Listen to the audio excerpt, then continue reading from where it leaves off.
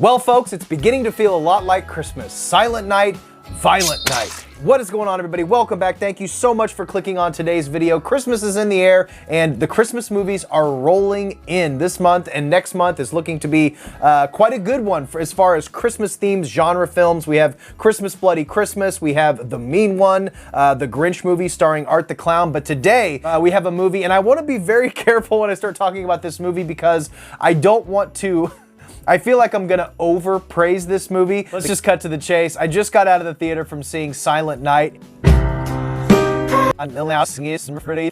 So I just got out of the theater from seeing Violent Night, starring David Arbor as a badass sledgehammer-wielding Santa, and I gotta be honest with you, when I was going into this movie, I wasn't expecting much at all. In fact, I didn't know much about the movie. I knew loosely what the movie was about. I just mainly wanted to go to the movies and have a fun time with a disposable action Christmas movie that I might have enjoyment out of for a couple hours. And in no way was I expecting to enjoy this movie this much.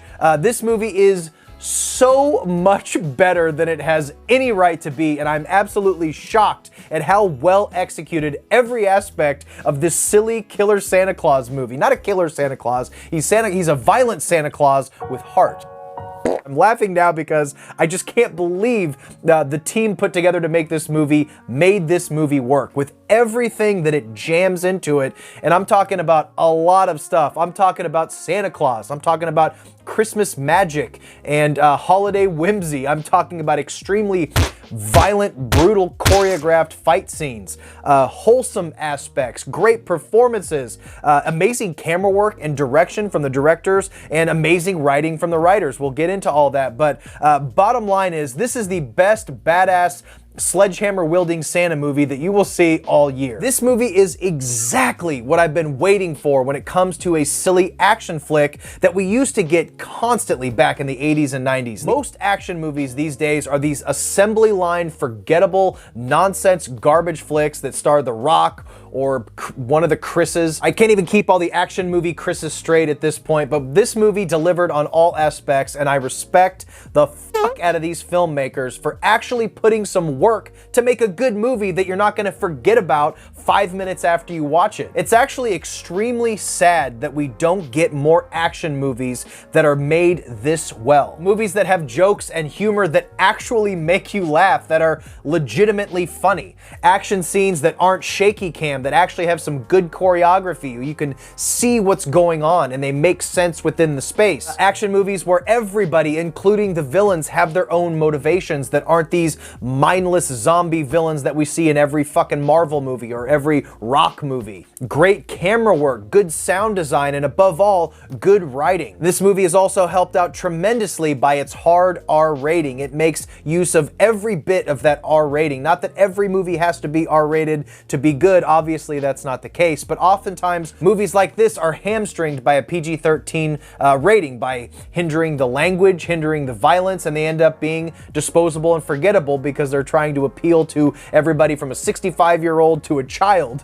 This is not a movie that you're going to want to take your kids to. This movie is extremely brutal, but in a way that normies and just normal film goers won't be put off by. But at the same time has enough blood and gore and guts and punches and stabs and kicks and body dismemberments that'll make a gore hound, a horror hound like me, happy. This movie was directed by Tommy Wirkola, who also did Dead Snow 1 and 2, The Trip, and Hansel and Gretel Witch Hunters. He has a real knack for commercial filmmaking and great cinematography, but you can also tell he has a passion for genre filmmaking. He was not afraid to have the blood fly and the body parts fly, but at the same time do it in a way that's fun, because that's what horror and that's what genre is all about. It's not about always being disturbing, it's about being fun. You don't want to be put off by the violence and disgusted and disturbed. You want to have fun with it like a cartoon, and that's what this movie is. It was written by Pat Casey and Josh Miller, who also wrote Sonic 1 and 2, as well as a bunch of National Lampoon's movies, so that's where a lot of this humor is coming through. This movie is stacked with an incredible cast of 90s favorites. We have Beverly D'Angelo from the Vacation movies, we have John Leguizamo, we have Edie Patterson, who is absolutely hilarious in this movie, Brendan Fletcher, who is really funny, David Arbor, of course, is fantastic in the lead. He's such a reliable actor for this type of role, and all of the supporting cast is great too. basically you have a very simple setup, a very simple story. You have an extremely wealthy family getting together on Christmas Eve to celebrate Christmas. They're kind of not very close with one another. Beverly D'Angelo, the matriarch of this family, is a total, just a total money-hungry bitch, and she's just disconnected from her whole family. And because she's such a shitty mom, all of her kids are really vapid. Kind of reminded me, it reminded me a lot of the family in Ready or Not, kind of that same aspect. But as Christmas festivities begin, John Leguizamo and his group of mercenary goons, these highly trained, like military operative style people, they break into the house to commit this heist. Beverly D'Angelo supposedly has $300 million hidden in her house that all these goons are after. And once they get into the house, that's where the plot basically begins. Bad guys break into a house, bad guys want money, family doesn't want to give up the money, and they also don't know that Santa Claus is in the house. The main story does focus on a divorced mother and father, and they have a young daughter, and that's where a lot of the emotional stuff comes from. The trickiest and most impressive part of this entire movie is how they incorporated an actual Santa Claus into this story. David Arbor plays a pretty similar version of Santa that he does as the sheriff in Stranger Things. He's kind of a bad Santa style Santa. He drinks beer. He's constantly drunk through the first half of this movie. And as he kind of stumbles into this house to deliver the presents, that just happens to be at the same time that all of these mercenaries break in to steal this money. So he hides out as long as he can until he's found out. And then it's kind of his job to save Christmas. It's hard to even put into words how they made such a ridiculous plot and such a ridiculous story actually work, but somehow they did. There's some movie logic that has to be applied to this movie to make it work, of course. It's a silly action movie, but that's all forgivable because at the end of the day, it's just so much fun. Beverly D'Angelo, David Arbor, and John Leguizamo chew up the scenery, and you can tell they're all having a blast with this movie. Leguizamo is one of those actors that's been around forever, and he's good in everything he does, but he never quite gets the lead performances that he deserves, and he gets it here.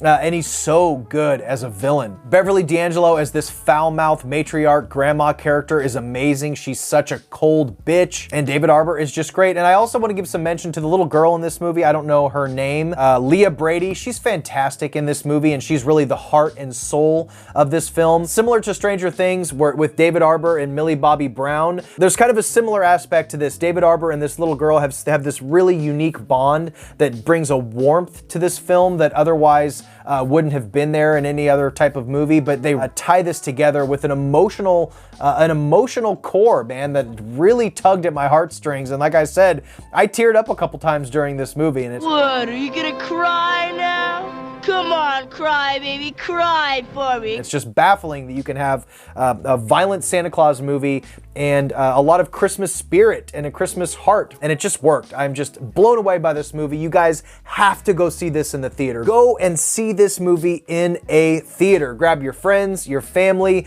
pack into a theater, and just be prepared for one of the best theatrical rides you're gonna have, one of those surprising movies of the year. I cannot believe how much I loved this silly little movie, Violent Night. I guarantee you this is the best. I guarantee you this is the best. I guarantee you this is the best sledgehammer wielding Santa Claus. I guarantee you this is the best. I guarantee you this is the best sledgehammer wielding Santa Claus action flick that you will see all year. So guys, I think we're done here. Let me know in the comments below what you thought of Violent Night. If you plan on seeing it, if you've already seen it, let me know in the comments what you thought of it. And I think we're done here, guys. Stay weird. Remember to always be yourself, and I will see you in the next one. Bye.